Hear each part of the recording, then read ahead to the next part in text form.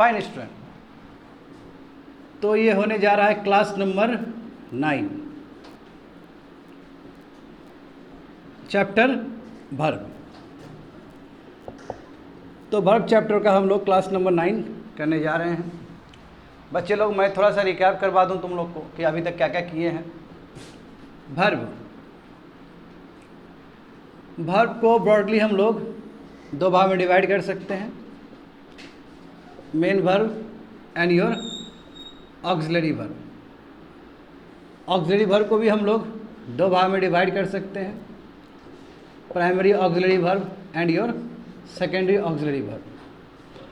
और main verb तो तुम लोग जान ही रहे हो, मेन वर्ब को भी हम लोग दो भाग में डिवाइड कर सकते हैं, that is transitive verb and your intransitive verb. Transitive verb का मतलब क्या होता है? जो अपने अंदर ऑब्जेक्ट को रखे। और इंट्रांजिटिव वर्ब का मतलब क्या है? जो अपने अंदर ऑब्जेक्ट को नहीं रखे। सही बात है ना? जैसे आई गो टू मार्केट, कौन सा वर्ब हो गया? इंट्रांजिटिव वर्ब हो गया। आई विजिट द टेम्पल, कौन सा वर्ब हो गया? ट्रांजिटिव वर्ब हो गया, क्योंकि टेम्पल के बाद डायरेक्ट क्या है, सॉरी विजिट के बाद डायरेक्ट क्या है? टेम्पल है।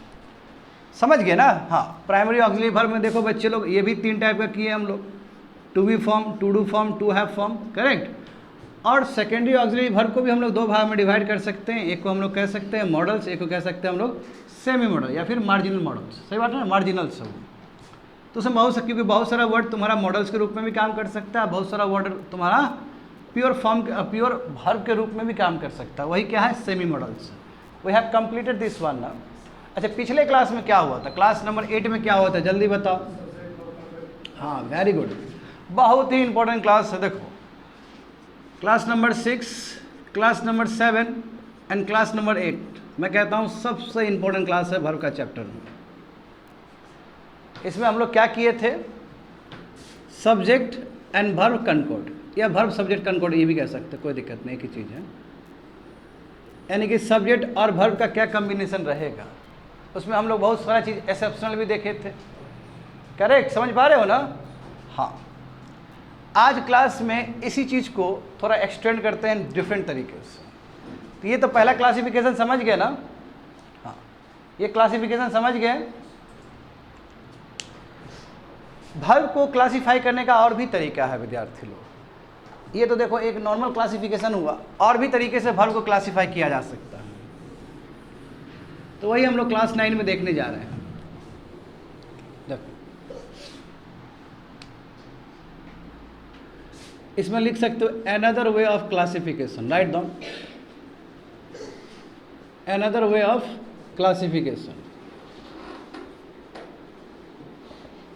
Another way of classification of verb. यानी कि वर्ब को दूसरे तरीके से भी क्लासिफाई किया जा सकता है। एक तरीका तो बता ही दिए, वही तरीका हम लोग लंबा समय तक यूज़ कर रहे थे। अब ये तरीका क्या है? तो ये तरीका समझो,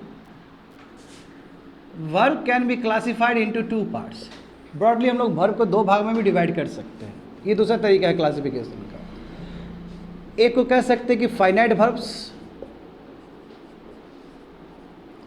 और दूसरे वर्ब को हम लोग कह सकते हैं non finite verbs. Non finite verbs, non finite verbs. एक क्या है बच्चे लोग? फाइनाइट वर्ब्स है, दूसरा क्या है? Non finite verbs. देखना, ये भी बहुत ही ज़्यादा इंपॉर्टेंट क्लास है, क्लास नंबर 9। फाइनाइट वर्ब्स का मतलब है जो वर्ब चेंज हो, जो वर्ब चेंज हो किसके रेस्पेक्ट में? पर्सन के रेस्पेक्ट में, नंबर के रेस्पेक्ट में। पर्सन और नंबर का मतलब एक सब्जेक्ट के रूप में वो चेंज हो जाएगा, या फिर टेंस के रूप में वो चेंज हो सकता है। एग्जाम्पल मैं देता हूँ अभी। बट नॉन फाइनाइट वर्ब्स का मतलब है कि वो चेंज नहीं हो सकता, नॉट चेंज, वो बिल्कुल भी चेंज नहीं हो सकता है। चाहे किसी भी टाइप का पर्सन हो, चाहे किसी टाइप का भी नंबर हो, यानी कि वही सब्जेक्ट हो, और चाहे किसी भी टाइप का टेंस हो, इससे कोई फर्क नहीं पड़ता है इसको। जैसे एग्जाम्पल देखो, जैसे I like cricket, I like cricket, he likes cricket, and number C they like cricket, and number D, he liked cricket.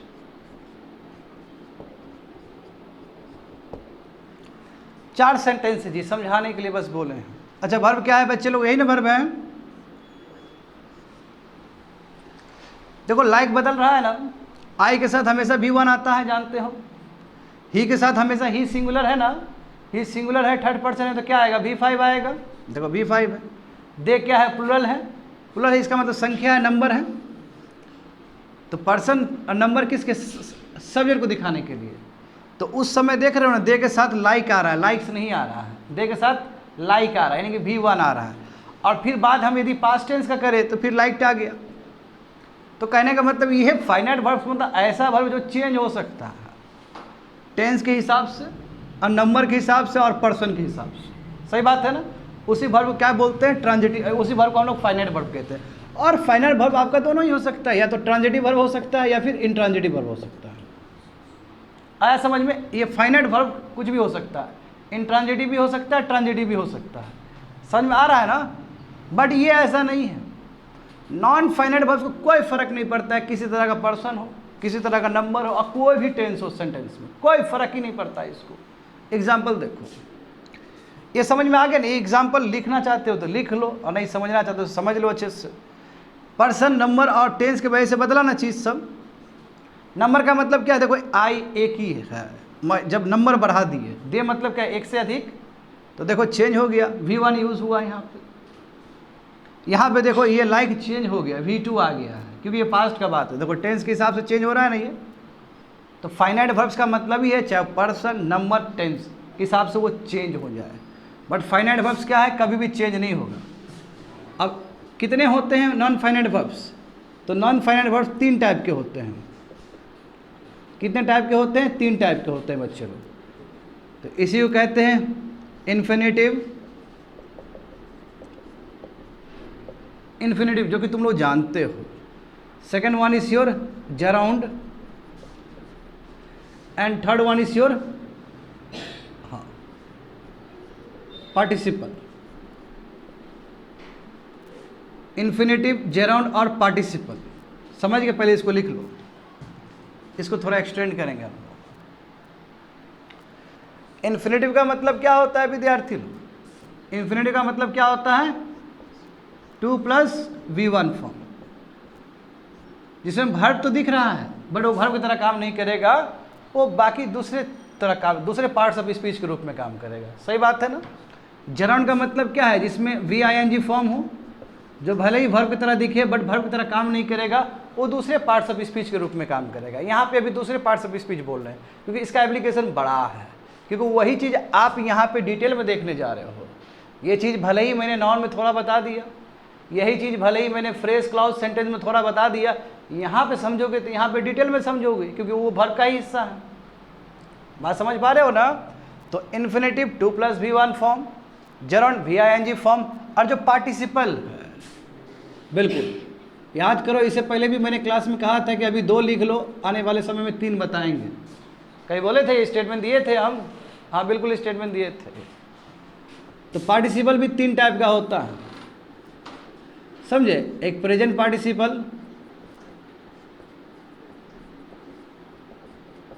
बिल्कुल इसी को एक्सटेंड कर रहे हैं बच्चे लोग। प्रेजेंट पार्टिसिपल, प्रेजेंट पार्टिसिपल मतलब क्या, VING फॉर्म वाला वर्ब, ठीक है। दूसरा देखो past participle, past participle, past participle का मतलब क्या है कि V2 वाला फॉर्म, बात समझे, V2 वाला फॉर्म।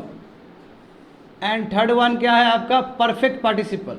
क्या है ये, परफेक्ट पार्टिसिपल।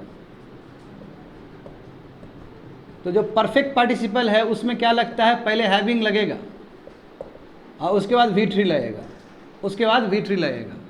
पहले चलो इसको लिख लो, पहले इसको अच्छे से लिख लो विद्यार्थी लोग, फिर समझाते हैं थोड़ा देर में उसको। एक अच्छे से चार्ट बनाओ, इसको मिटा देते हैं।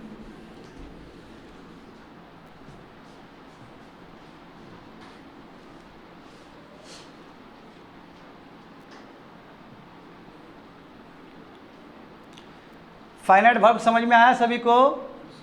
फाइनाइट वर्ब समझ में आया? जो भी हम लोग एक्चुअल में जो वर्ब यूज़ कर रहे हो तो फाइनाइट ही वर्ब्स होता है, कि वो चेंज हो जाता है समय के हिसाब से वर्ब। हाँ, सब्जेक्ट के हिसाब से चेंज हो जाता है वो। सब्जेक्ट का मतलब वही पर्सन और नंबर के हिसाब से वो चेंज हो जाता है।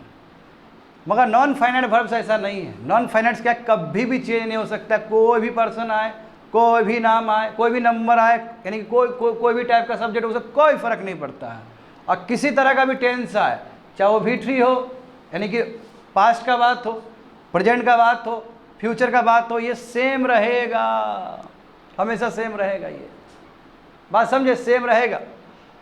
अब नॉन फाइनाइट वर्ब्स को हम लोग 3 भाग में डिवाइड कर सकते हैं। कितना भाग में?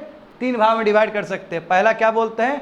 इन्फिनेटिव, जो कि तुम लोग कई बार पढ़ चुके हो इस क्लास में। इन्फिनेटिव मतलब 2 + V1 फॉर्म, ठीक है। इसको हम लोग सिंपल इन्फिनेटिव भी कह सकते हैं।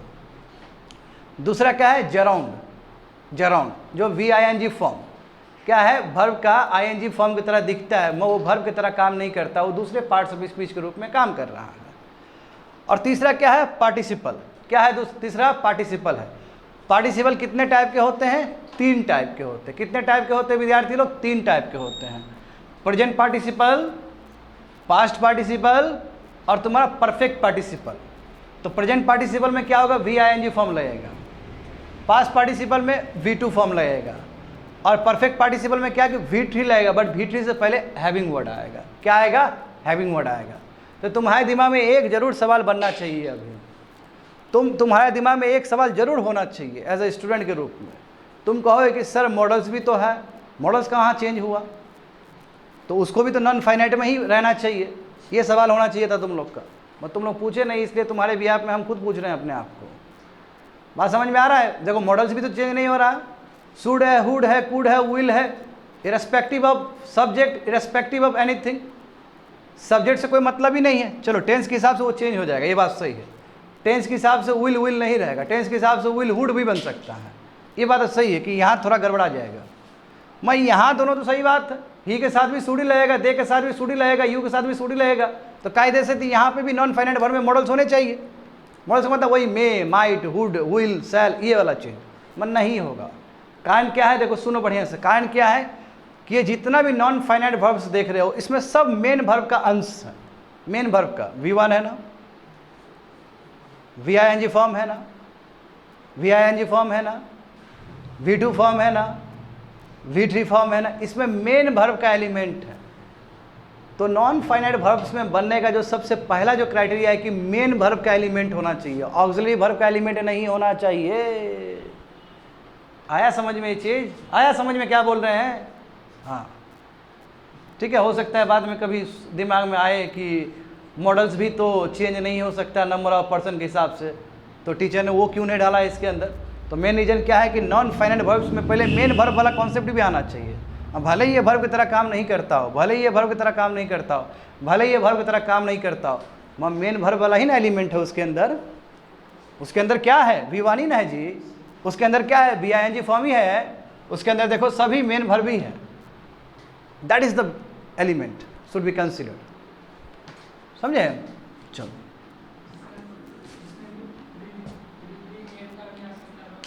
प्रीडिकेट तो जानते हो ना बच्चे लोग, प्रीडिकेट का मतलब क्या होता है? सब्जेक्ट और प्रीडिकेट, जो सब्जेक्ट को कंप्लीट करे दैट इज कॉल्ड प्रीडिकेट। मैं बताऊंगा, पहले इसको समझ लो। I will cover that also. Predicate तो एक छोटा सा कॉन्सेप्ट है, उससे कोई लेना देना नहीं है इसको। ये समझ में आ रहा है तुम लोग को? आ गया समझ में? शुड आई रब? हाँ।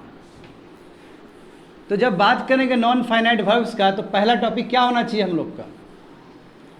इन्फिनेटिव। यहीं से चर्चा शुरू करेंगे, क्योंकि इसको छोड़ रहे हैं, इसका भी जरूरत नहीं है।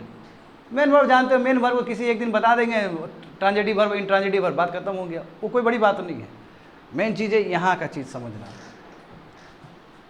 तो देखो, तो आज का जो विषय है, इसलिए बच्चे लोग आज का जो विषय है क्या है? Non finite verbs. बिल्कुल। और आने वाले समय में यही चीज़ पढ़ाया जाएगा तुम लोग को। और इसमें हम लोग क्या कवर करने वाले हैं? इन्फिनेटिव कवर करने जा रहे हैं, जराउंड कवर करने जा रहे हैं डिटेल्स में, ठीक है, और पार्टिसिपल कवर करने जा रहे हैं डिटेल्स में। ये जैसे ही कवर हो गया, वर्ब चैप्टर क्लोज हो गया। तो कहोगे कि सर ट्रांजिटिव वर्ब और इंट्रांजिटिव वर्ब का क्या, चलो ठीक है एक दिन उसका भी क्लास ले लेंगे, बट वो हर समय तुम लोग देख ही रहे हो, उसमें कोई ज़्यादा लॉजिक नहीं है कि हर समय क्या बोलें कि एक वर्ब है जो ऑब्जेक्ट रखता है, एक वर्ब है जो ऑब्जेक्ट नहीं रखता है, और वो तो हमेशा चेंज हो रहा है as per your subject, as per your tense, तो उसमें कोई ज़्यादा लॉजिक नहीं है।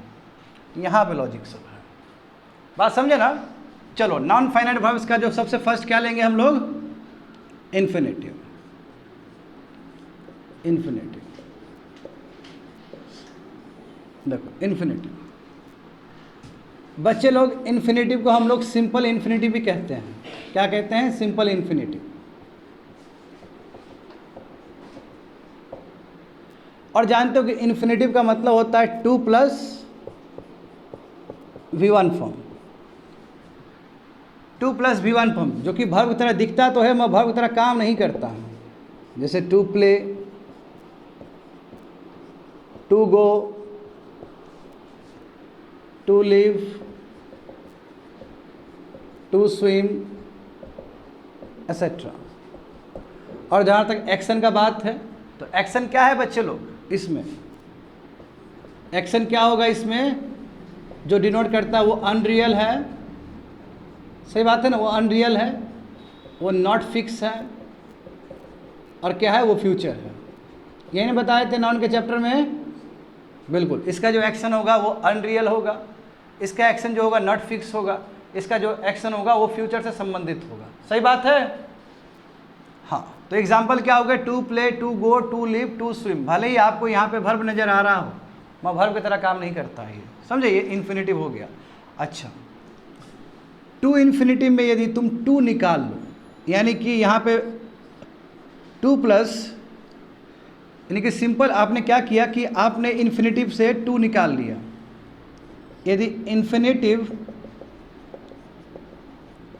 -2 कर दो, यदि इन्फिनेटिव -2 कर दोगे तो उसी को बोलते हैं बेयर इन्फिनेटिव। क्या बोलते हैं, बेयर इन्फिनेटिव।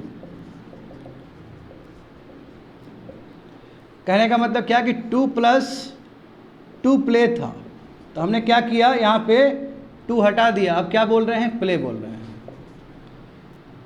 और 2 लाफ था, लेट्स, हंसना, लाफ क्या है, वर्ब है, तो हमने क्या किया, 2 को हटा दिया, क्या लिखा, लाफ लिखा। तो बच्चे लोग ये जो प्ले है ये बेयर इन्फिनेटिव है, जो भले ही हम लोग को वर्ब की तरह दिख रहा है पर वर्ब की तरह काम नहीं करेगा, प्योर वर्ब है ये, देख रहे हो ना, ये प्योर वर्ब तुमको दिखेगा। लाफ क्या है, वर्ब है, हाँ, 2 लाफ में 2 हटा दिया हमने, तो क्या हो गया, बेयर इन्फिनेटिव। बेयर का मतलब होता है, देखो बेयर वर्ड का मतलब होता है कि एक्चुअली अनकवर्ड, कोई चीज़ कवर्ड है यानी कि नंगा कर देना, एक सिंपल भाषा में कहा जाए तो। जैसे मान लो कि ये अभी कवर्ड है ना, इसको हटा दिए तो बेयर डस्टर हो जाएगा। तो 2 से जो ढका हुआ इन्फिनेटिव था उसको हमने हटा दिया, तो जब 2 हटा दिए तो क्या बचा, प्ले बचा। ये 2 प्ले है तो इन्फिनेटिव कहेंगे या फिर सिंपल इन्फिनेटिव कहेंगे। इधर 2 हटा दे तो क्या हो गया, ये बेयर इन्फिनेटिव हो गया। आया समझ में ये चीज, सबका एप्लीकेशन है विद्यार्थी लोग यहाँ पे। चलो इसको लिख लो पहले अच्छे से।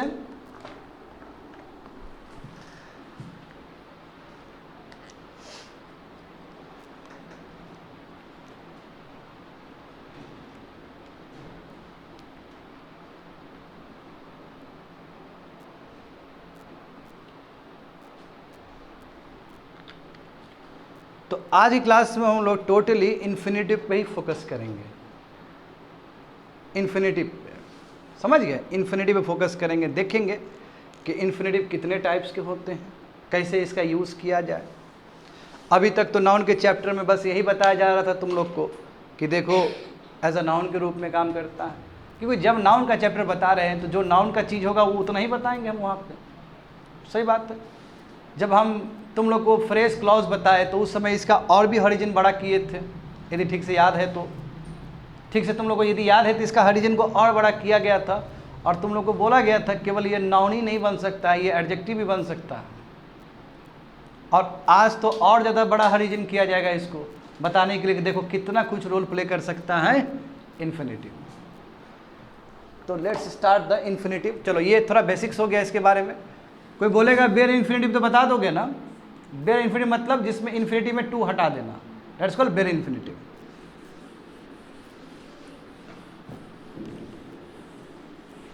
अब एक छोटा सा टॉपिक दोगे, types of infinitives. Types of infinitives.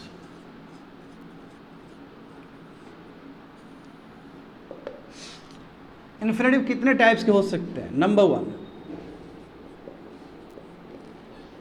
Simple infinitive. Simple infinitive, या फिर कई बार हम उसको नाउन इन्फिनेटिव भी कह सकते हैं, क्योंकि ये इन्फिनेटिव नाउन की तरह काम करेगा, इसलिए भी नाउन इन्फिनेटिव। नंबर 2 देखो, जेराउंडियल infinitive. Gerundial infinitive. Gerundial infinitive का मतलब है कि ये जो इन्फिनेटिव है या तो एडजेक्टिव की तरह काम करना चाह रहा है या फिर एडवर्ब के रूप में काम करना चाह रहा है। ठीक है, पूरा लिख दो एडजेक्टिव। या तो एडजेक्टिव की तरह काम करना चाह रहा है या फिर एडवर्ब की तरह काम करना चाह रहा है। एडजेक्टिव और एडवर्ब का मतलब क्या है? मॉडिफायर कह सकते हो दोनों को क्लब टुगेदर। ये मॉडिफायर के रूप में काम करना चाह रहा है, समझे? और जो थर्ड है, पता चल ही गया हो तुम लोग को, वो क्या है? Bare infinitive. तो इन्फिनेटिव 3 टाइप के होते हैं विद्यार्थी लोग। Simple infinitive, that is non infinitive. Gerundial infinitive भी होता है, जहाँ पे जो इन्फिनेटिव है वो नाउन की तरह काम नहीं कर रहा, वो एडजेक्टिव या एडवर्ब के रूप में काम कर रहा है। एंड तीसरा देखेंगे बेयर इन्फिनेटिव, जहाँ पे इन्फिनेटिव में हम लोग टू माइनस कर दें, यानी कि टू प्ले है तो प्ले, बट प्ले जो वर्ड आएगा उसका भी कुछ रोल है एज अ ऑब्जेक्ट कॉम्प्लीमेंट। तो समझेंगे क्या होता है ऑब्जेक्ट कॉम्प्लीमेंट सब भी। ठीक है, तो let's start with the simple infinitive. मिटा देना, लिखते चलो इसको अच्छे से। आ रहा है समझ में ना ठीक से? हाँ, चूंकि तुम लोग बहुत फैमिलियर हो इस टॉपिक से। एक कोई टॉपिक बहुत नया नहीं है, क्योंकि इसको आस्ते आस्ते पिलाया गया है क्लास में, हल्का हल्का सा। हाँ, नाउन में हल्का सा बताया गया है, फिर फ्रेज और क्लॉज में थोड़ा और डिटेल्स में बताया गया है। तो आस्ते आस्ते इम्यून हो गए हो इस टॉपिक को लेकर एटलीस्ट। और यदि इसी टॉपिक को डायरेक्ट वर्ब में बताया जाता तो उस समय लगता कि ये जेराउंड क्या है। हाँ, शौक तो नहीं, थोड़ा वक्त लगता है उसको पहचाने में, ऐसा मुझे लगता है। मिटा देना ये। हाँ, फटाफट लिखा करो। चलो फर्स्ट देखते हैं स्टूडेंट। तो सिंपल इन्फिनेटिव है ना, सिंपल इन्फिनेटिव देखते हैं। Number 1, as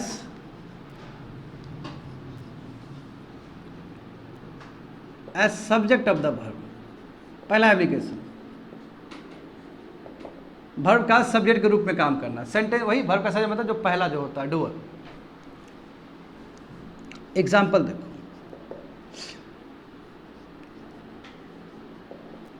to live peacefully. To live peacefully is not easy.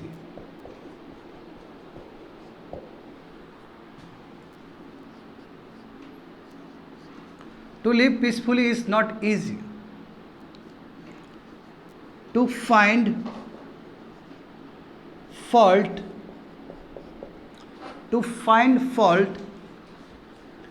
is an easy task.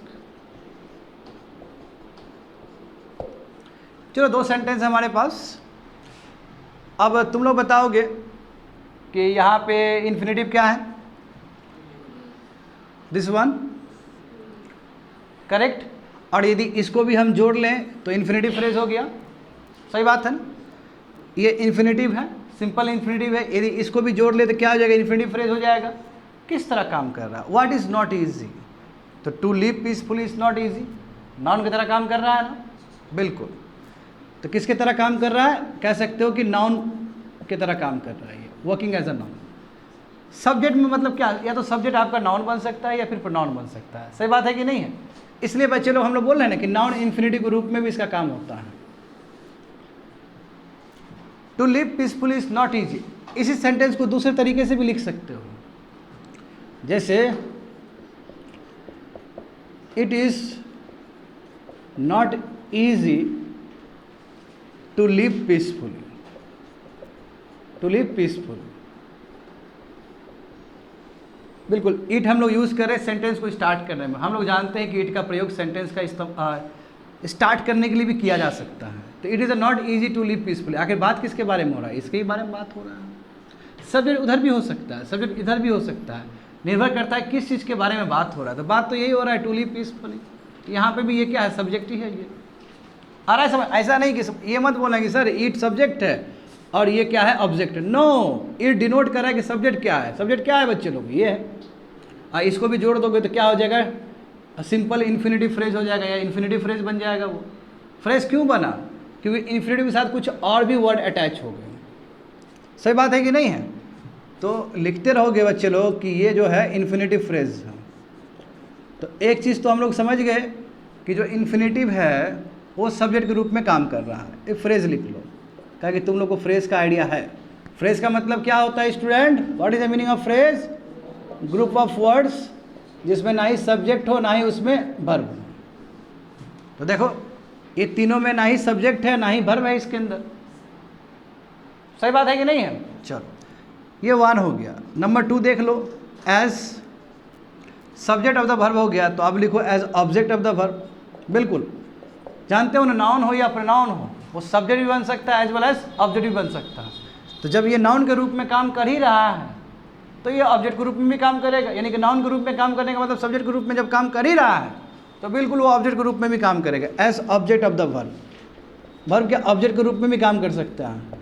अब बिल्कुल तुम लोग भी सेंटेंस बनाते चलोगे, सेल्फ सेंटेंस अपना अपना बनाते चलोगे। एग्जाम्पल देखो, as object of the verb. हाँ, अब क्या करना है तुमको? वर्ब का ऑब्जेक्ट बनाना है। आई लाइक टू प्ले, मुझे खेलना पसंद है। He likes to go, let's say he likes to go outside.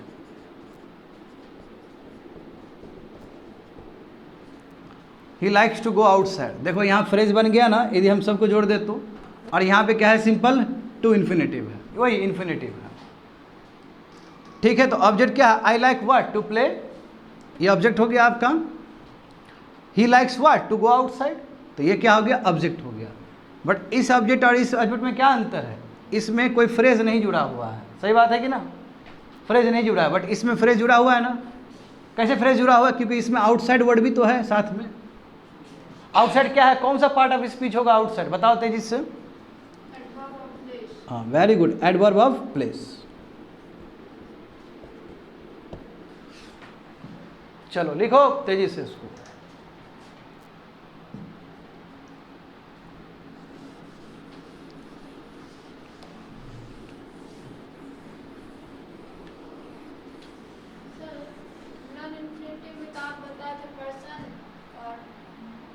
Number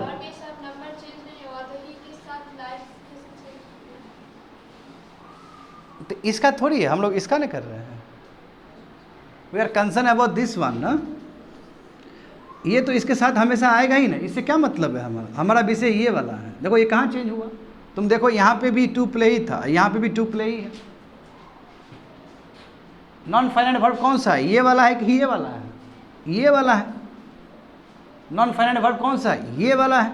ये क्या है? आपका फाइनाइट वर्ब। यहाँ तो दिख रहा है आपको, ये चेंज हो रहा है। देखो जब सेंटेंस में तो सभी कुछ है उसके अंदर, मेन वर्ब भी है, ऑक्सिलरी वर्ब है ना, ये भी है, ये जो नॉन फाइनाइट वर्ब भी है। नॉन फाइनाइट वर्ब कहीं चेंज नहीं हो रहा है। देखो ठीक से, यहाँ पे भी टू प्ले ही है, यहाँ पे भी टू गो ही है। यहाँ पे कुछ भी आए, दे आए, वी आए, कुछ भी आए, यहाँ पे सेम ही रहेगा, 2 + v 1 ही रहेगा। That is the meaning of non finite verbs. समझ गए? चलो सेकंड एप्लीकेशन खत्म हो गया। और ये कोई नया चीज़ नहीं बताए हैं, ये ऐसा चीज़ है कि जो तुम लोग बहुत जानते हो, है ना। हाँ, अब तीसरा करते हैं, थर्ड वन करते हैं। एट द, देखो एज सब्जेक्टिव कॉम्प्लीमेंट। हम लोग सब्जेक्टिव कॉम्प्लीमेंट के रूप में भी यूज़ कर सकते हैं, हम लोग सब्जेक्टिव कॉम्प्लीमेंट के रूप में भी यूज़ कर सकते हैं। जैसे एग्जांपल देखो,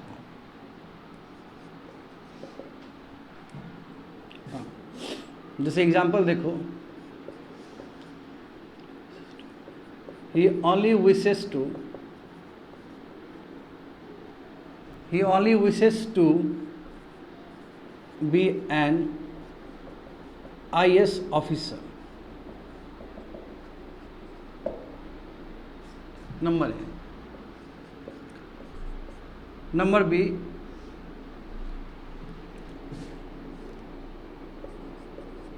her ambition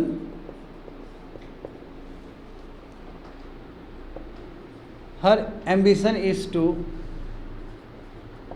build a house,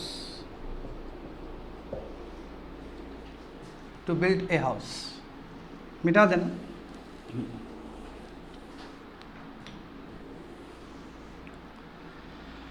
देखो बच्चे लोग, इसमें क्या है कि सब्जेक्टिव कॉम्प्लीमेंट के रूप में यूज़ कर रहा है। हाँ सॉरी, सब्जेक्टिव कॉम्प्लीमेंट मत लिखो, इसमें लिखो वर्ब कॉम्प्लीमेंट, या कॉम्प्लीमेंट आप वर्ब लिख सकते हो या वर्ब कॉम्प्लीमेंट, एक ही बात है। काट दो, सब्जेक्टिव कॉम्प्लीमेंट नहीं होगा, एज वर्ब कॉम्प्लीमेंट। अच्छा वर्ब कौन सा है बताओ तो, ए में दिस वन, और इसमें वर्ब कौन सा है, दिस वन। सही बात है, ये वर्ब हो गया, ये वर्ब हो गया, करेक्ट। ये मेन वर्ब हो गया, ये ऑक्सिलरी वर्ब हो गया, सही बात है ना। अब देखो वर्ब कॉम्प्लीमेंट का मतलब क्या है कि देखो, वर्ब कॉम्प्लीमेंट या तो नॉन फ्रेज हो सकता है, या तो एडजेक्टिव फ्रेज भी हो सकता है। और क्यों आता है, यानी कि वर्ब कॉम्प्लीमेंट आता क्यों है, तो या तो ये तो एडजेक्टिव फ्रेज के फॉर्म में आ सकता है या नॉन फ्रेज के फॉर्म में आ सकता है। ये आता है इसलिए ताकि वर्ब को कंप्लीट कर सके। वर्ब को कंप्लीट करने के लिए वर्ब का कॉम्प्लीमेंट की जरूरत है। जैसे एग्जांपल देखो, एक सिंपल एग्जांपल देता हूं मैं तुम लोग को ये समझाने के लिए। जैसे आई एम ए टीचर, ठीक है, आई एम ए टीचर। बताओ इसमें वर्ब कौन सा है। अब वर्ब कॉम्प्लीमेंट क्या होगा, वर्ब कॉम्प्लीमेंट क्या होगा बताओ, टीचर, ए टीचर। क्योंकि एम को जो कंप्लीट कर रहा है, एम को जो कंप्लीट कर रहा है वो टीचर ही है। यानी कि जो वर्ब को कंप्लीट करे, वर्ब में मीनिंग दे, तब जाकर वर्ब कंप्लीट होगा। ऐसे वर्ड को क्या बोलते हैं, वर्ब कॉम्प्लीमेंट कहते हैं। क्या कहते हैं विद्यार्थी लोग, वर्ब कॉम्प्लीमेंट कहते हैं। जैसे एग्जांपल देखो, हर एम्बिशन, उसका एम्बिशन क्या है कि टू बिल्ड ए हाउस, यानी कि इसको किसी वर्ड ने कंप्लीट किया है तो ये क्या है, टू बिल्ड है। और क्या कहा जा रहा है कि ये नॉन फ्रेज भी हो सकता है, एडजेक्टिव फ्रेज, कुछ भी हो सकता है जो वर्ब को कंप्लीट करे, जो वर्ब क्या करे, कंप्लीट करे। एनीथिंग, चाहे एडजेक्टिव के फॉर्म में हो, इसके बाद वर्ब के बाद, चाहे एडजेक्टिव के, ये नाउन के फॉर्म में कह सकते हो क्योंकि 2+B1 तो नाउन के फॉर्म में यूज़ हो ही रहा है। चाहे वो नॉन फ्रेज के फॉर्म में, देखो ये फ्रेज है कि नहीं है, क्योंकि और भी तो ए हाउस भी तो लिखा गया है। तो कुछ भी वर्ड आए, कुछ भी ग्रुप ऑफ वर्ड आए, मैं उसका काम क्या है कि वर्ब को कंप्लीट करना, that is called verb complement. इसे क्या बोलते हैं, वर्ब कंप्लीट। एक सिंपल एग्जांपल क्या है, आई एम ए टीचर। तो एम वाला जो वर्ड है, ये ऑक्सिलरी वर्ब को कोई दूसरा वर्ड जो कंप्लीट कर रहा है तो क्या है, ए टीचर है। बात समझे। हाँ अब देखो, कहो ये नहीं कह सकते कि सर ए टीचर ऑब्जेक्ट है, ऑब्जेक्ट नहीं है, काम कर रहा है क्या, नहीं, टीचर नहीं है, टीचर नहीं हो सकता। हाँ बिल्कुल नहीं, तुम लोग के मन में एक जगह डाउट आ सकता है कि सर वर्ब का तो वर्ब का ऑब्जेक्ट और वर्ब का कॉम्प्लीमेंट सेम है क्या। नो, सेम नहीं है, बहुत अंतर है दोनों में। क्योंकि तुम्हारे दिमाग में हो सकता है यही हो कि जो वर्ब के बाद जो तुरंत बाद में आता है वो तो ऑब्जेक्ट बनता है। ये होना चाहिए था ना कोई सब, समझ रहे हो क्या हम बोल रहे हैं। वर्ब के बाद जो तुरंत आता है नाउन या प्रोनाउन, वो तो उसका ऑब्जेक्ट बनता है। तो कैसे हम डिसाइड करें कि कौन ऑब्जेक्ट बनेगा, कौन वर्ब कॉम्प्लीमेंट बनेगा, ये क्वेश्चन होना चाहिए था कायदे से। बात समझ रहे हो। अब इस रेफरेंस से तुम देखो, आराम से समझ में आ जाएगा। तो मैं क्या बोल रहा हूँ, वर्ब का यदि ऑब्जेक्ट है तो वर्ब ट्रांजिटिव वर्ब है, और वर्ब का यदि ऑब्जेक्ट नहीं है तो वर्ब इंट्रांजिटिव वर्ब है, ठीक है। ऑब्जेक्ट आ भी सकता है, नहीं भी आ सकता है। हाँ, ऑब्जेक्ट आके कोई वर्ब कंप्लीट नहीं हो रहा है, यानी कि वर्ब में कोई ऑब्जेक्ट जुड़ रहा है तो वो वर्ब के बारे में बता रहा है, वर्ब कंप्लीट नहीं कर रहा, वर्ब को जस्टिफाई नहीं कर रहा है वो पूरी तरीके से। जो वर्ब को जस्टिफाई कर रहा है, वर्ब को एक कंप्लीट कर रहा है कि देखो ये है इसका मतलब, ये कहना चाहता है। वर्ब, इस वर्ब को पूरा कंप्लीट करना। कोई भी एक शब्द आ रहा है जो वर्ब को पूरा कंप्लीट कर रहा है, उसका मीनिंग को कंप्लीट कर रहा है, वही क्या है? कंप्लीमेंट है। बात समझे? कंप्लीमेंट है, वो वर्ब का मीनिंग को कंप्लीट करता है। जैसे मान लो कि यहाँ पे विशेष लिख दिया, ये छोड़ दिए, तो कहाँ कंप्लीट होगा? He only wishes an IAS officer. क्या है NS officer? To be an IAS officer. तो क्या कर रहा है? ये विशेष को कंप्लीट कर रहा है because of the presence of this one. अब टू बी है, टू बी क्या होता है? 2 + V1 फॉर्म है। हाँ, बी क्या है? V1 फॉर्म है। हर एम्बिशन, उसका एम्बिशन क्या है? कि टू बिल्ड ए हाउस। ये टू बिल्ड क्या है? 2 + V1 फॉर्म। तो इसको इसने टू बिल्ड ने क्या कंप्लीट किया, और ये पूरा फ्रेज ने तो और कंप्लीट किया उसको। यदि पूरा फ्रेज ले ले तो हम इसको इन्फिनिटी फ्रेज कह सकते हैं, यहां से यहां तक ले ले तो हम इसको इन्फिनिटी फ्रेज कह सकते हैं। तो इसने क्या किया? इसने क्या किया? जो इसने किया वही ये किया। सिंपल बात है, इसलिए मैंने एक सिंपल सेंटेंस लिखा दिया तुम लोगों को ताकि कंफ्यूज ना हो। इसमें टीचर ने क्या किया? एम के साथ जुड़ के एम का वैल्यू बढ़ा दिया, एम को कंप्लीट कर दिया। उसी तरह ये मिलके विशेष को कंप्लीट कर दिया, ये मिलके इसको कंप्लीट कर दिया। तो ऐसा वर्ड जो वर्ब को कंप्लीट करे, समूचा मीनिंग प्रदान कर दे, इसी को हम लोग क्या बोलते हैं? वर्ब कंप्लीमेंट कहते हैं। जैसे सब्जेक्ट कंप्लीमेंट भी पढ़े हो, ऑब्जेक्टिव कंप्लीमेंट भी पढ़े हो तुम लोग, तो ये वर्ब कंप्लीमेंट भी होता है कॉन्सेप्ट। चलो इसको लिख लो।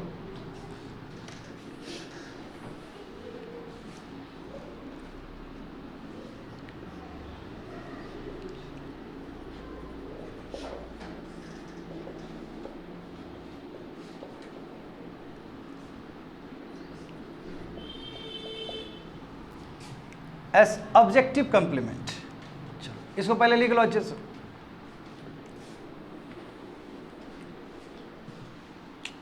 गौर करना,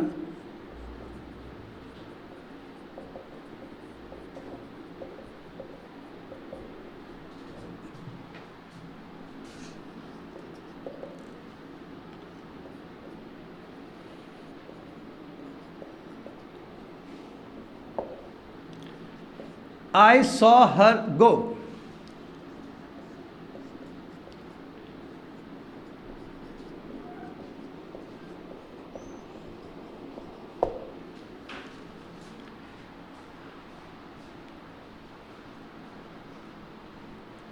I saw her go. He made me laugh. चलो ये हो गया ना। बिल्कुल, जब हम लोग वर्ब कंप्लीमेंट कर रहे हैं तो ऑब्जेक्टिव कॉम्प्लीमेंट भी हो सकता है। ऑब्जेक्टिव कॉम्प्लीमेंट का मतलब क्या है? जो ऑब्जेक्ट को पूरा करे, जो किसको पूरा करे? ऑब्जेक्ट को पूरा करे। ऑब्जेक्ट क्या कर रहा था, यदि वो वर्ड ऑब्जेक्ट में जुड़ जाता है तो ऑब्जेक्ट पूरा संपूर्ण हो जाएगा। ऑब्जेक्ट मतलब जानते हो ना, सब्जेक्ट जो कार्य कर रहा है, उसका जो एक्शन पड़ता है उसी को क्या बोलते हैं? ऑब्जेक्ट कहते हैं। सही बात है। यहाँ पे देखो तो बच्चे लोग पहचानो, तो यहाँ पे ऑब्जेक्ट क्या है? पहले सब्जेक्ट क्या है ये पहचानो। आई। ऑब्जेक्ट क्या है? ऑब्जेक्ट क्या है? बोलो जल्दी से बोलो। कोई दो में एक होगा, कोई क्या है बताओ? क्या है ऑब्जेक्ट? हाँ, अब इसमें बताओ ऑब्जेक्ट क्या है? बी में बताओ। हाँ, इसमें क्या है? ई कहाँ पे है? सब्जेक्ट ही है। ओके सॉरी, ऑब्जेक्ट क्या है? मी है। मी बोल रही हो ना? ठीक, ये तो पहचान लिया तुम लोगों ने। अच्छा, मैं सब्जेक्ट बोल रहा था सब्जेक्ट बोल रहा था और मैं इच्छा कर रहा था तुम लोग ऑब्जेक्ट बताओ दिमाग में एक स्टेप आगे जा रहा है। देखो एनीवे, हमें क्या पहचानना है? ऑब्जेक्टिव कॉम्प्लीमेंट को पहचानना। ऑब्जेक्टिव कॉम्प्लीमेंट जो ऑब्जेक्ट है, तो बच्चे लोग और ब्रैकेट में क्या लिखे हैं कि ये चीज़ बेयर इन्फिनिटिव ही कर सकता है। कौन कर सकता है? Bear infinitive. हाँ, टू वाला नहीं हो सकता, बेयर इन्फिनिटिव भी कर सकता है। पता चल ही गया होगा तुम लोग को, भेद तो खुल ही गया यहाँ पे। तो ये और ये किस तरह काम कर रहा है? ऑब्जेक्टिव कॉम्प्लीमेंट के रूप में काम कर रहा है। कैसे? तो एग्जाम्पल समझो। मैंने उसको देखा जाते हुए, आई सॉ हर गो, मैंने देखा था जाते हुए। तो हर के साथ गो लगा तो हर कंप्लीट हुआ ना, क्योंकि हर का एक्शन क्या था, गो वाला एक्शन था, जाने वाला एक्शन था। सुने में अजीब लगता है मगर करेक्ट सेंटेंस है। ही मेड मी, उसने क्या किया, मुझे हंसाया था, उसने मुझे हंसाया। तो मी के साथ कौन सा वर्ड जुड़ा, तो मी कंप्लीट हो गया, लाफ। तो ये जो लाफ है, गो है और कुछ नहीं, ऑब्जेक्टिव कंप्लीमेंट है। यहाँ पे भी इन्फिनेटिव का यूज है। कौन सा इन्फिनेटिव का यूज है, बेयर इन्फिनेटिव का यूज है। समझे, आया समझ में? चलो लिखो इसको तेजी से, पक गया दिमाग? गुड, पकना भी चाहिए थोड़ा, इतना सरल समझते हो तुम लोग इंग्लिश को। सरल ही है, दिमाग सरा हुआ नहीं होना चाहिए बस। क्या बोलते हो पब्लिक, कि पूरा सरा हुआ दिमाग है? हनुमान जी से पावर डिराइव करो तुम लोग, खूब हनुमान जी से पढ़ो, अपने आप दिमाग तेज हो जाएगा। पढ़ते हो? ऐसे हनुमान चालीसा बहुत अच्छा किताब है, पढ़ना चाहिए, शुद्धिकरण होगा, प्योर हो जाओगे, है ना। एज ए हिंदू के रूप में मैं बोल रहा हूँ, जिस धर्म से हम भी आते हैं, आई लाइक हनुमान चालीसा, बहुत सुंदर। आपको पीस मिलेगा, शांति मिलेगा, ठीक है। जानते हो ना कि क्या सिद्धि नहीं होता, यदि बागेश्वर महाराज को देखोगे, वीडियो जाके देखो, पता चलेगा कि हनुमान चालीसा क्या क्या कर रहा है। अब देखो एक बात बोले तुम लोग से, हमारा दिक्कत पता है, हमारा दिक्कत है वेस्टर्न एजुकेशन। ये हमारे बीच आ जाता है, ये जो आके ना जो माथा भेजा फ्राई किया है सबका ना, एक अलग लेवल पे भेजा फ्राई किया है वेस्टर्न एजुकेशन ने। देखो ईस्टर्न एजुकेशन देखो, यानी कि भारत का यदि अपना इंडिजिनियस एजुकेशन देखोगे तो उसमें देवी देवता है, उसमें गॉड है, उसमें गॉडेस है। तुम आर्यभट्ट से लेकर रामानुजन तक तुम जाके हिस्ट्री पढ़ो तो तुमको पता चलेगा कि वो लोग भगवान को साक्षी रख के पढ़ाई करते थे, ट्रिग्नोमेट्री का काम करते थे, दुनिया भर का चीज़ निकालते थे। मगर जब हम वेस्टर्न एजुकेशन का बात करेंगे तो उसमें कहीं पे भी कोई धर्म का एलिमेंट ही नहीं है। बुरा नहीं है, बुरा बिल्कुल भी नहीं है, मगर क्या है कि इसको टू मच इंडिया में जब इन्फोर्स किया जाता है तो जो भारत का जो अपना कल्चर है वो उसमें कुछ ना कुछ खामी आ जाता है, क्योंकि लोग सब वेस्टर्न एजुकेशन को पढ़ के लगता है कि ओह ये सब कस्टम ट्रेडिशन क्या है, वो डाइल्यूट करना छोड़ देता है। देखो कई हिंदू लोग टेंपल में नहीं जाते, मैं अब टेंपल जाना नहीं जाना वो आपके ऊपर है, ठीक है ना, उसमें मैं कभी बुराई भी नहीं बोलता हूँ। मगर जो लोग टेंपल जा रहे हैं उसके बारे में भी बुरा नहीं बोलना चाहिए, ठीक है। आप नहीं जा रहे हो, ठीक है, अच्छी बात है, क्योंकि जो हिंदू धर्म है वो बहुत बड़ा धर्म है। इनफैक्ट तुम हिंदू धर्म में नास्तिक भी बन के रह सकते हो, इतना सुंदर धर्म है ये। ऐसा कोई भी धर्म नहीं है दुनिया का जिसमें तुमको नास्तिक बनने का अलाउ हो। ये केवल हमारे हिंदू धर्म में ही पॉसिबल है कि तुम धर्म भी अपना रहे हो और साथ में तुम नास्तिक भी बन के रह सकते हो। That is the philosophy of Hinduism. समझ पा रहे हो ना? यानी कि आप टेंपल नहीं भी गए तो आप हिंदू, आप टेंपल गए भी तो हिंदू। इससे बढ़िया फिलॉसफी क्या हो सकता है धरती पे, बताओ जरा हमको। मगर आप नहीं गए, अच्छी बात है, मगर आपने क्रिटिसाइज क्यों किया? कोई जा रहा है तो यहाँ पे ये हावी पड़ जाता है आदमी पे कि आदमी का अपना तरीका, जो पद्धति है, जो तरीका है, वो तो चेंज हो रहा है, साथ में वो दूसरे को भी अपील कर रहा है, अपने घर वाले को भी, अपने समाज को भी अपील कर रहा है कि ये भी चेंज हो जाए। ये गलत है। आपका जो फीलिंग्स है आप अपने तक रखिए, दूसरे पे इम्पोज मत करिए। यदि किसी को पूजा करके अच्छा लग रहा है, किसी को हनुमान चालीसा का पाठ करके अच्छा लग रहा है तो करने दीजिए, क्योंकि उसका तरीका और क्या जीवन में सही रास्ता है और क्या जीवन में सही रास्ता नहीं है, तुम कौन होता है डिसाइड करने वाला? तुमको आया हुआ तो अभी कितना साल भी नहीं हुआ इस धरती पे। समझ पा रहे हो क्या बोल रहे हैं? दुनिया विशाल है तो थोड़ा सा गड़बड़ हुआ है इसका। तो कैसा एजुकेशन सिस्टम होना चाहिए? मैं हर समय सोचता हूँ इसके बारे में कि भारत में जो सिलेबस है वो रीडिजाइन होना चाहिए, मेरा ऐसा मानना है। समझे? रीडिजाइन होना चाहिए और जिसमें कल्चर ट्रेडिशन का भी एक बहुत अच्छा योगदान होना चाहिए, उसमें एकदम कोलैबोरेशन होना चाहिए। हमने क्या किया कि वेस्टर्न एजुकेशन को लाद दिया, थोप दिया पकड़ के, बढ़ो, और साथ में हम एक्सपेक्ट भी कर रहे हैं कि वो कल्चर फॉलो करे। अरे कल्चर तुम ही उसको काट रहा है, कल्चर को तुम बीटेक में कहाँ कुछ बताया धर्म के बारे में? तुमने बीटेक में खाली इलेक्ट्रॉन्स करते रह गए तो इलेक्ट्रॉन्स में ही चला जाएगा उसका जीवन। तुम मैथमेटिक्स में कहाँ तुम कोई भगवान के बारे में उसको बताया या फिर कल्चर के बारे में बताया उसको तुम? अब बताना कितना सही है, नहीं बताना कितना सही है, मैं उस डिबेट में बिल्कुल नहीं जाना चाहता हूँ। मैं ये बोल रहा हूँ कि जो देश का जो कस्टम्स और ट्रेडिशन है, उसी कस्टम और ट्रेडिशन के लिए वो देश जाना जाता है। यदि वो चीज़ भी उससे हटा दिया जाए तो गलत बात न है। तो फिर वो धरती फिर रहा कैसे? आखिर वो धरती इसलिए है क्योंकि वहाँ पे पर्टिकुलर कस्टम ट्रेडिशंस हैं, मैं उसी को आप ख़त्म कर रहे हो। तो इसलिए क्या होना चाहिए? सिलेबस रीडिज़ाइन होना चाहिए, एजुकेशन में रिफॉर्म्स चाहिए, ऐसा एजुकेशन जिसमें हम ईस्ट का चीज़ को भी वैल्यूज़ करें और साथ साथ जो बाहर का जो सबसे अच्छा लॉजिकल चीज़ है, जो कि अधिकतर लॉजिकली चीज़ है बाहर का, कोलैबोरेट करके चले। और इसमें से मैं कह सकता हूँ, बहुत ईमानदारी से कह सकता हूँ, सिविल सर्विस का एक ऐसा सिलेबस, इसलिए मैं सिविल सर्विस का टीचर हूँ। सिविल सर्विस में सब बैलेंस, सिविल सर्विस में आर्ट एंड कल्चर भी पढ़ाना पड़ता है और सिविल सर्विस में साइंस एंड टेक्नोलॉजी भी पढ़ाना पड़ता है। बात समझ लो किस लेवल पे कोलैबोरेशन है सिलेबस का। बिल्कुल यही सिलेबस पूरा भारत में होना चाहिए। यदि ये सिलेबस यदि रेप्लिकेट हो जाए अगले वाले फील्ड में तो कोई किसी के ऊपर पूजा पद्धति को लेके हंसेगा नहीं। एक अच्छा कोऑपरेशन रहेगा और समाज में बहुत ही अच्छा सद्भावना, प्यार से लोग बढ़ेंगे, यूनिटी की तरफ बढ़ेंगे। ये सब चलो ठीक है, ये समझ में आ गया स्टूडेंट, ये सभी चीज़। तो 4 हो गया ना जी। हाँ, मेन इसका यही है। अब बात करते हैं हम लोग जेरोंडियल। चलो ये हो गया।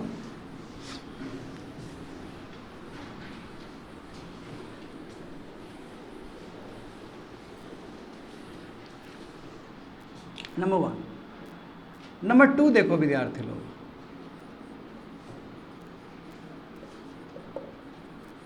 जेरोंडियल इन्फिनिटिव। जेरोंडियल इन्फिनिटिव का मतलब होगा स्टूडेंट कि अब ये काम करना चाहेगा एडजेक्टिव के रूप में या फिर एडवर्ब के रूप में। और दोनों को हम लोग क्या बोल सकते हैं? मॉडिफायर कह सकते हैं ना। मॉडिफायर एडजेक्टिव के लिए भी कहा जाता है और एडवर्ब के लिए भी कहा जाता है। फर्स्ट एग्जांपल देखो, टू मॉडिफाई, पर देखते हैं वर्ब को मॉडिफाई करें। तो वर्ब को मॉडिफाई करने का मतलब क्या हुआ? एडवर्ब बनना हुआ। He came here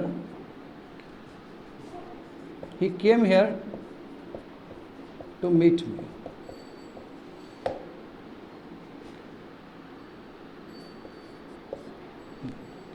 अच्छा रुक जाओ, He came to meet me, बस इतना लिखो। He came to meet me, B।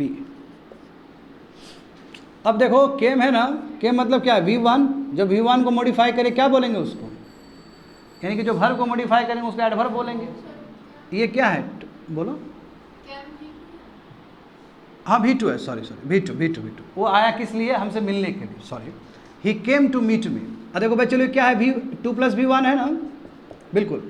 तो 2 + V1 जब एडवर्ब का रोल प्ले करे तो ऐसे इन्फिनिटिव को क्या बोलते हैं? जेरोंडियल इन्फिनिटिव। और कुछ नहीं, नाम रख दिया गया। क्या है वो? जेरोंडियल इन्फिनिटिव। यानी कि जेरोंडियल इन्फिनिटिव का मतलब है कि वो मॉडिफायर के रूप में काम करना चाहता है। अब मॉडिफायर का मतलब क्या हुआ? या तो नाउन के रूप में काम, या तो एडजेक्टिव के रूप में काम करना चाह रहा होगा, या फिर एडवर्ब के रूप में। और यहाँ पे किस तरह प्ले कर रहा है? एडवर्ब। तो इसलिए बच्चे लोग लिख दोगे टू मॉडिफाई वर्ब। वर्ब को मॉडिफाई करे तो क्या बोलेंगे? एडवर्ब बोलेंगे। समझ गए ना? He came to meet me.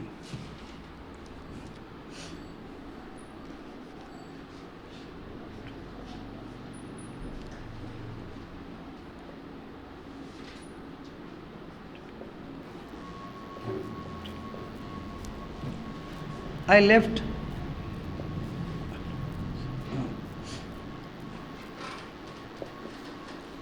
left the house to attend the seminar. I left the house to attend the seminar। बच्चा बताओ तो बच्चे लोग ये क्या हो जाएगा? ये किसको मॉडिफाई कर रहा है? क्या ये हाउस को मॉडिफाई कर रहा है कि लेफ्ट को मॉडिफाई कर रहा है? हाँ, यहाँ पे तुम लोग का अच्छा चेक हो जाएगा।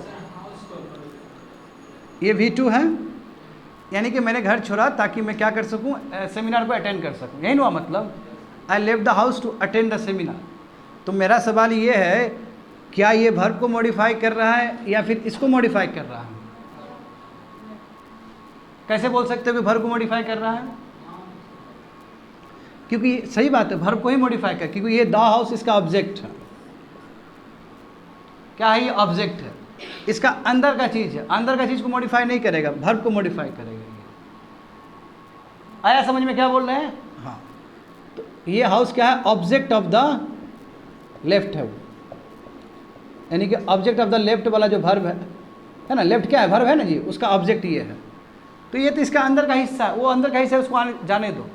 तो ये टू अटेंड किसको मॉडिफाई कर रहा है? लेफ्ट को मॉडिफाई कर रहा है। लिख लो, write down this things.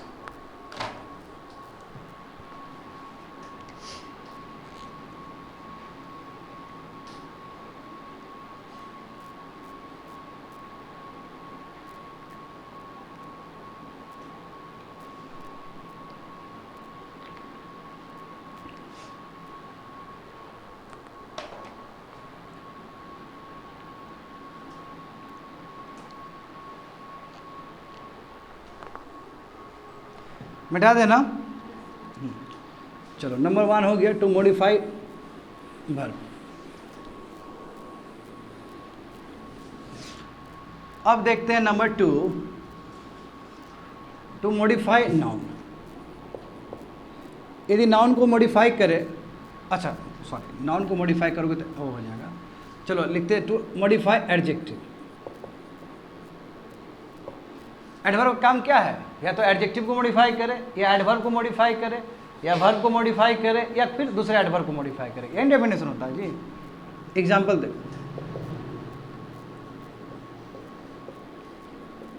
I am happy to meet you. I am happy to meet you. बच्चे लोग बताओ, हैप्पी क्या है? एडजेक्टिव है ना? हैप्पी क्या एडजेक्टिव है? तो एडजेक्टिव को ये मॉडिफाई कर रहा है। तो ये जो देख रहे हो, ये क्या हो गया? जेरोंडियल इन्फिनेटिव हो गया। क्यों जेरोंडियल इन्फिनेटिव हो गया? क्योंकि यहाँ पे टू मीट किस तरह काम कर रहा है? हाँ, एडवर्ब की तरह काम कर रहा है, बिल्कुल। हाँ, समझे? उस तरह काम कर रहा है, समझ गया ना? हाँ, बिल्कुल। अभी हम लोग पहला केस में भी हम लोग एडवर्ब के रूप में देखे, सेकंड भी केस हम लोग एडवर्ब के रूप में ही देख रहे हैं, है ना? मतलब बिल्कुल ये रिजल्ट क्या होगा? एडवर्ब ही आएगा। एडजेक्टिव जो मॉडिफाई करे वो क्या है? एडवर्ब हुआ। इसे पहले भी देखे, एडवर्ब है। हाँ, एडजेक्टिव वाला नहीं देखे हैं, यानी कि दोनों ही केस अभी इसका देखें, वो भी देखेंगे थोड़ी देर में।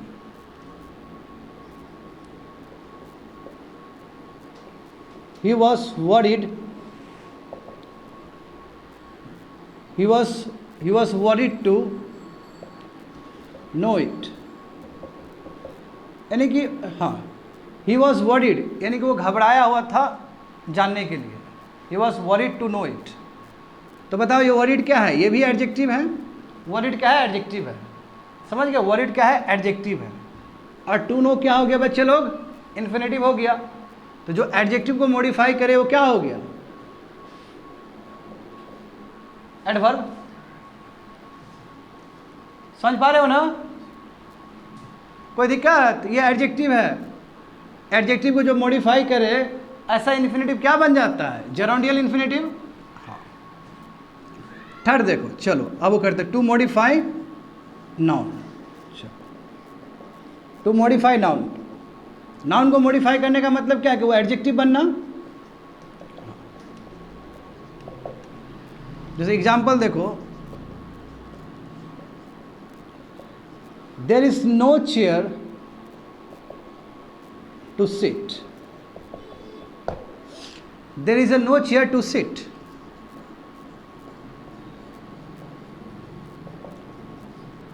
There is no magazine to read. बच्चे लोग, चेयर क्या है? नाउन है। मैगजीन क्या है? नाउन है। जो नाउन को मॉडिफाई करे वो क्या बन जाएगा? एडजेक्टिव। ये एडजेक्टिव बन गया और ये क्या बन गया? एडजेक्टिव बन गया, क्योंकि दोनों ही पॉसिबल हैं। वो एडजेक्टिव भी बन सकता है, वो एडवर्ब भी बन सकता है, and both can call as collectively as modifier. समझ गए ना? तो ये सब कार्य कर सकता है जी।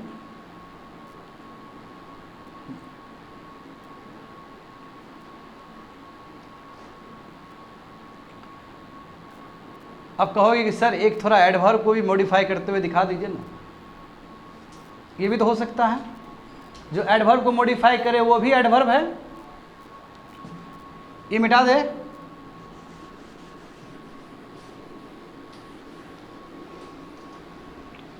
टू मॉडिफाई एडवर्ब, यानी कि एडवर्ब को मॉडिफाई करेगा तो क्या रिजल्ट आएगा? एडवर्ब भी आएगा।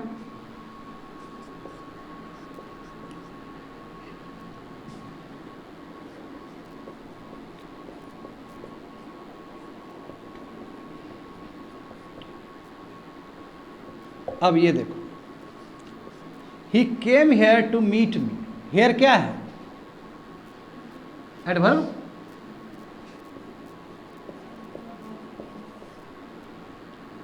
हेयर कभी भी इसका ऑब्जेक्ट नहीं बन सकता, एडवर्ब है, दूसरा पार्ट्स ऑफ स्पीच। ये मत बोलना कि सर यहाँ पे लगा है तो क्या इसका आ सकता है ऑब्जेक्ट। ऑब्जेक्ट का मतलब क्या होता है? या तो नाउन हो या प्रोनाउन हो। एडवर्ब थोड़ी किसी का ऑब्जेक्ट बन सकता है। ये एडवर्ब है। एडवर्ब के बाद क्या है? टू मीट है, तो क्या है? एडवर्ब को जो मॉडिफाई करे क्या बनेगा? वो एडवर्ब बनेगा। बन गया आपको। बस सेमी सेंटेंस था, उसमें थोड़ा सा मैंने चेंज किया, वहाँ पे हेयर लगा दिया और कुछ नहीं किया। देखो पहला सेंटेंस देखो जाके वहाँ पे, उसमें मैंने हेयर लगा दिया। समझे? तुम भी अपना एडवर्ब यहाँ प्लेस करो, उस हिसाब से मॉडिफाई करो। आया समझ में विद्यार्थी लोग कि जेरोंडियल इन्फिनेटिव क्या होता है? हाँ, सभी हो चुके हैं। जेरोंडियल इन्फिनेटिव क्या कर सकता है तो जानते हो? एडजेक्टिव एडवर्ब के रूप में प्ले कर सकता है। तो हम लोग सब चारों केस देखे हैं। अब देखते हैं हम लोग बेयर इन्फिनेटिव। चलो इसको लिख लो फटाफट, छोटा सा 2-3 सेंटेंस है, इसमें खत्म हो जाएगा, आज का क्लास कंप्लीट हो जाएगा उसके बाद।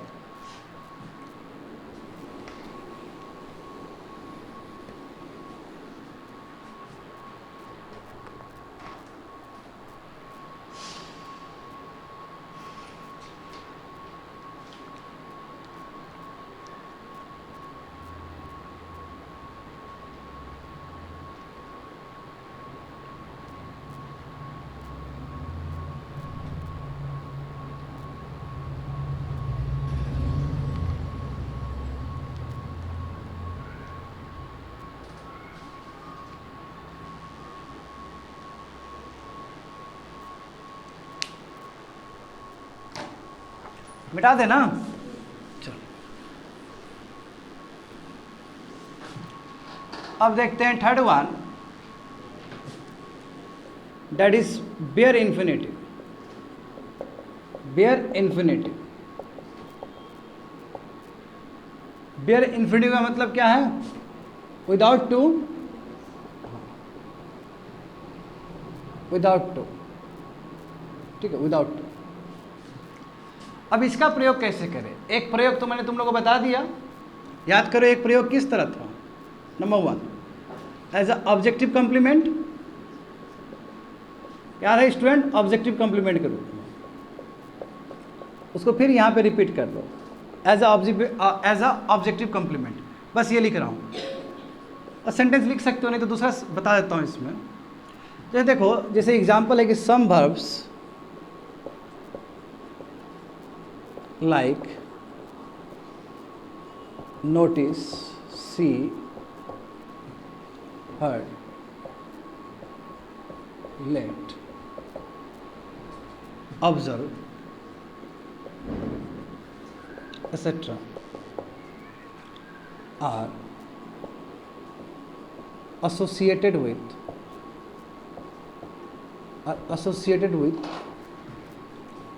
Bear infinitive. यानी कि ऐसे जो शब्द है वो बेयर इन्फिनेटिव के साथ एसोसिएटेड रहते हैं। हाँ, इसमें मेक भी आ जाएगा।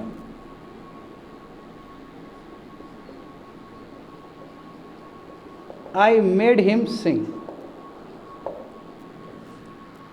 आई मेड हिम सिंग मतलब मैंने उसको गवाया, इसका मतलब ये होता है आई मेड हिम सिंग। तो बच्चे लोग सिंग क्या है? बेर इन्फिनेटिव, और हिम को इसने क्या किया? कंप्लीट किया ना। हिम क्या है? ऑब्जेक्ट है, ऑब्जेक्ट को इसने क्या किया? कंप्लीट किया। तो ये बेर इन्फिनेटिव किस रूप में काम कर रहा है? ऑब्जेक्टिव कंप्लीमेंट के रूप में। हाँ, तो ये जो सेंटेंस है ये एक्टिव वॉइस है। क्या है? एक्टिव वॉइस है। एक्टिव वॉइस जानते हो ना, जो टेंस को फॉलो करे। जब सब्जेक्ट आया तो उसके बाद V2 है। अब पैसिव वॉइस का मतलब क्या? हमेशा वहाँ उसमें क्या होना चाहिए? वर्ब V3 होना चाहिए। जैसे सिंपल बात है, मैं हमेशा, हालांकि हम लोग डिटेल में पढ़ेंगे तब जानेंगे, मगर अभी फ़िलहाल समझ लो। जैसे सिंपल देखो, आई राइट ए लेटर। बच्चे लोग, आई राइट ए लेटर, बताओ सब्जेक्ट क्या है? आई है, वर्ब क्या है? राइट है, और ए लेटर क्या है?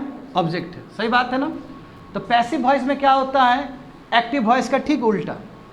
ये सब्जेक्ट ऑब्जेक्ट बन जाएगा और ये ऑब्जेक्ट सब्जेक्ट बन जाएगा, और ये जो तुम देख रहे हो राइट, राइट क्या हो जाएगा तुम्हारा? ये भी चेंज हो जाएगा, V3 में चेंज हो जाएगा। मैं चूंकि ये प्रेजेंट टेंस का बात है तो पैसिव वॉइस में भी बात प्रेजेंट टेंस का ही होना चाहिए। तो कैसे लिखोगे इसको पैसिव वॉइस में? ये एक्टिव वॉइस है। पैसिव वॉइस कैसे लिखोगे? A letter. अब जो यहाँ सब्जेक्ट, यहाँ जो ऑब्जेक्ट था यहाँ पे सब्जेक्ट बन जाएगा। A letter is V3। हाँ भाई, आई सब्जेक्ट है तो आई का ऑब्जेक्ट क्या होगा? मी। बिल्कुल।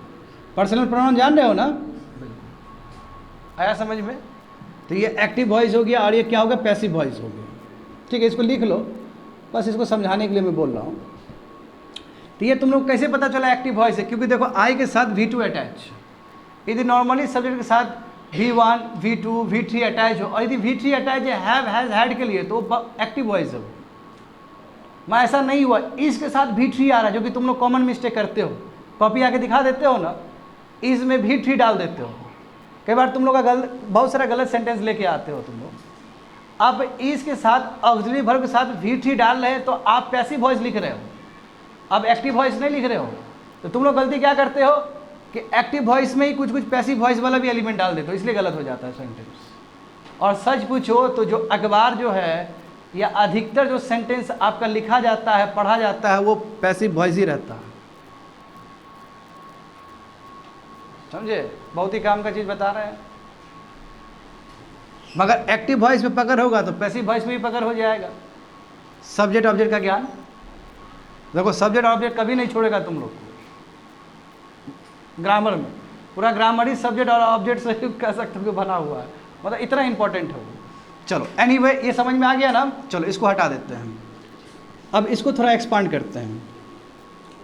तो एक्टिव वॉइस में गौर करना विद्यार्थी लोग, जब नोटिस वर्ड आए, सी आए, हर्ड आए, लेट आए, ऑब्जर्व आए, है ना। जैसे एक एग्जांपल और मैं लिखता हूँ इसमें बताने के लिए।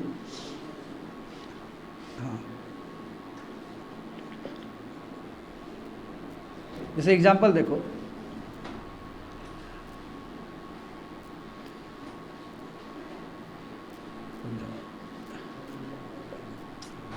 दे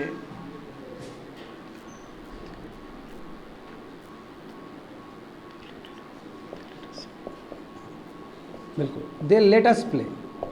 चलो एक सिंपल सेंटेंस, दे लेट अस प्ले। तो ये जो प्ले आया है आपका, कहोगे कि सर इसमें वर्ब क्या है? तो लेट वर्ब है। क्या है? लेट वर्ब है। और अस क्या है बच्चे लोग? ऑब्जेक्टिव केस, यानी कि ऑब्जेक्ट, ऑब्जेक्ट भी कह सकते हो। अच्छा बताओ तुम लोग, हुई का ऑब्जेक्ट क्या होता है? बस बिल्कुल आया समझ में ना। तो ये ऑब्जेक्ट है। दे लेट अस प्ले, यानी कि वो लोग क्या कर रहे हैं? हम लोग खेलने दे रहा है ना। अब देखो इसमें क्या हुआ, ये वर्ब है, दिस वन इज वर्ब। ये क्या है? वर्ब है। और ये जो सेंटेंस बना है, दे है, उसके बाद लेट है, तो दे के साथ लेट ही आता है, V1। तो ये क्या है? आपका एक्टिव वॉइस में है। तो जब भी एक्टिव वॉइस हो, गौर करना, जब वर्ड नोटिस हो, सी हो, हर्ड या हेयर हो, लेट हो, ठीक है। हाँ, ये मैंने, हाँ आप आर ही तक रखो, क्योंकि डी लगा दोगे तो V2 हो जाएगा। लेट हो, ऑब्जर्व हो, या इस तरह का शब्द हो, मेक हो, तो हमेशा जो तुम जोड़ोगे सेंटेंस में, हमेशा जो वर्ड जोड़ोगे वो बेयर इन्फिनिटिव को जोड़ोगे। देख रहे हो यहाँ पे भी बेयर इन्फिनिटिव भी है, यहाँ पे भी क्या है, बेयर इन्फिनिटिव भी है। गौर करना ये चीज़। और ये चीज़ जो पॉसिबल है एक्टिव वॉइस में ही पॉसिबल है। यदि इसी चीज़ को पैसिव वॉइस में लिखा जाए तो बेयर इन्फिनिटिव नहीं हो सकता है, फिर सिंपल इन्फिनिटिव में लिखना पड़ेगा आपको। जैसे एग्जाम्पल देखो, जैसे देखो ये क्या है, एक्टिव वॉइस में है, ये भी एक्टिव वॉइस में, ये भी एक्टिव वॉइस में है। पैसिव वॉइस में क्या होगा विद्यार्थी लोग, कि फिर से 2 + V1 फॉर्म आ जाएगा। जैसे एग्जाम्पल देखो,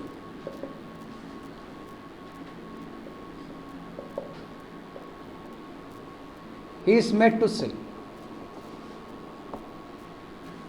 he is made to sing मतलब उसको गवाया गया। He is made to sing, उसको गवाया गया। तो मेड क्या है, V3, make, made, making, makes. कैसे पता चला कि ये V3 है, क्योंकि इज आया, तो पक्का ये पैसिव वॉइस है। इसके साथ यदि V3 जुड़ रहा है तो कौन सा वॉइस हुआ, पैसिव वॉइस हुआ। तो उसके बाद देखो यहाँ सिंग नहीं आया, यहाँ सिंग नहीं आया, यहाँ पे क्या आया, टू सिंग आया। He is made to sing यानी कि उसको गवाया गया था। He is made to sing मतलब क्या, कि उसको गवाया गया। बात प्रेजेंट का ही है, उसे गवाया गया है। He is made to sing. यदि इसको ऐसे लिखा जाता तो क्या लिखा जाता, हाँ, जैसे आई मेड हिम सिंग, बिल्कुल, उससे मैंने गवाया, V2 फॉर्म। और ये क्या है तुम्हारा, पैसिव वॉइस।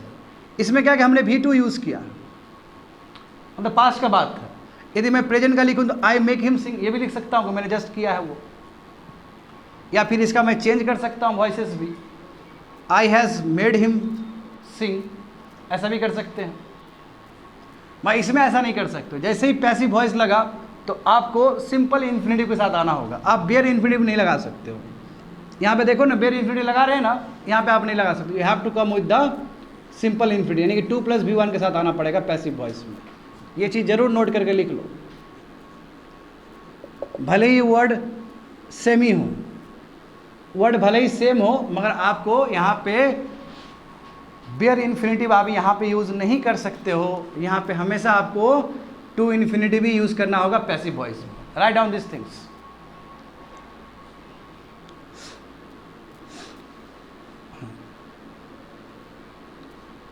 समझ गया ना ये चीज़, समझ में आया ना ये, कि एक्टिव वॉइस में ही, ये वर्ड से जुड़ा हुआ एक्टिव वॉइस में ही आप बेयर इन्फिनिटिव लगा सकते हो। वही चीज़ यदि आप पैसिव वॉइस में लिखना चाह रहे हो तो कभी भी बेयर इन्फिनिटिव का यूज़ नहीं हो सकता, हमेशा टू इन्फिनिटिव, यानी कि वही सिंपल इन्फिनिटिव का यूज़ होगा। आया समझ में? मिटा देना इस चीज़ को। कितना हुआ स्टूडेंट, टू का ही एक्सटेंशन है, टू का एक एक्टिव वॉइस है, ये दोनों ही एक्टिव वॉइस है, ऐसे कर सकते हो, दोनों ही एक्टिव वॉइस है, और एक पैसिव वॉइस।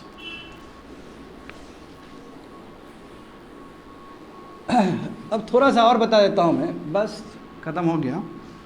3 नंबर देखो, यदि मान लो कि क्वेश्चन मार्क हो, जैसे यहाँ क्वेश्चंस हो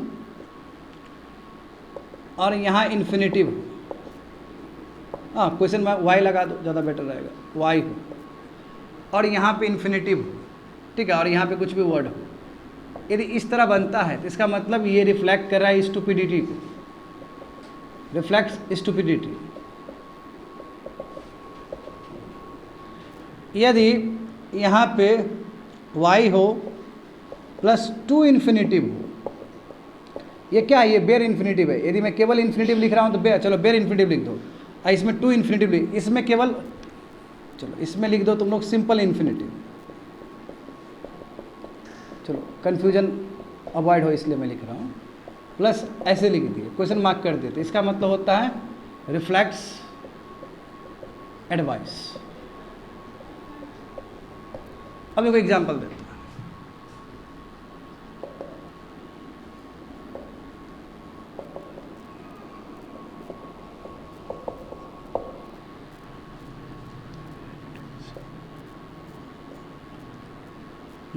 दूसरा,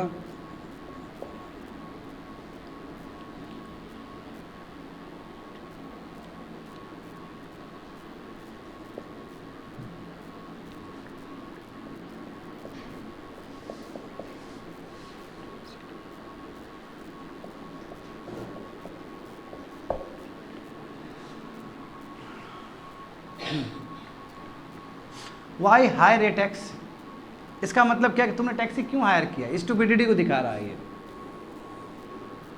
बेवकूफ़ी को दिखा रहा है ये।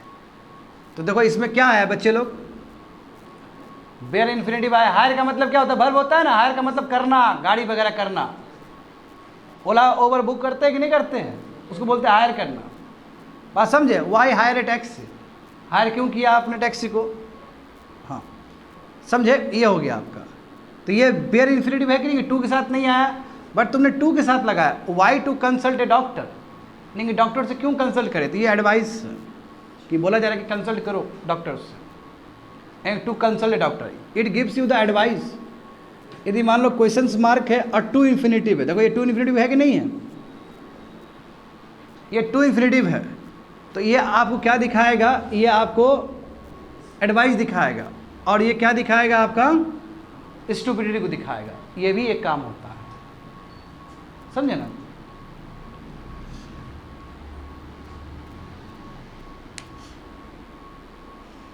हाँ इसमें आप बदल सकते हो, इसमें और भी वर्ड बदल सकते हो, इट डिपेंड्स ऑन यू।